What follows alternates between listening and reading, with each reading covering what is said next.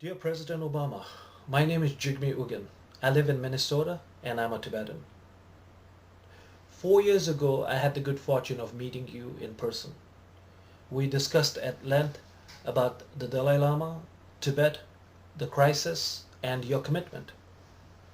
Then, the day after your re-election, I sent you a letter.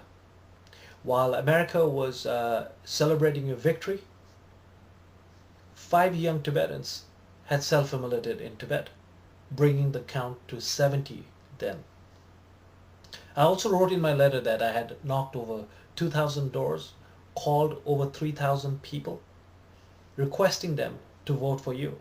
Now, Mr. President, I'm not saying this to brag, nor do I want to obligate you with the work that I did.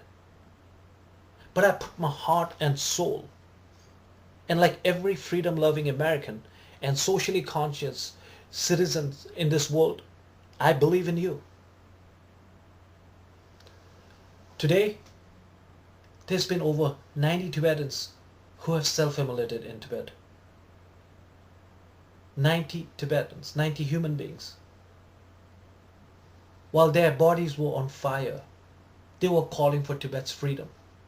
They were calling for the return of the Dalai Lama, till flames, not words, were coming out of their mouth.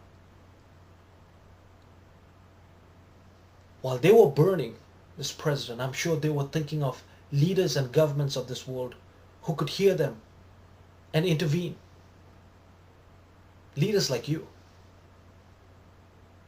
The majority of the self-immolators, Mr. President, were teenagers. One of them was even as young as your daughter Malia. Now, Mr. President, I truly believe that you are the change the world needs. You are the change Tibet needs. I sincerely urge you to reconsider your diplomacy on Tibet. Use your overpowering message of hope and change to the Tibet situation. Mr. President, please speak out on behalf of Tibet. Please stand on the right side of history. Please stand on the right side of history, Mr. President.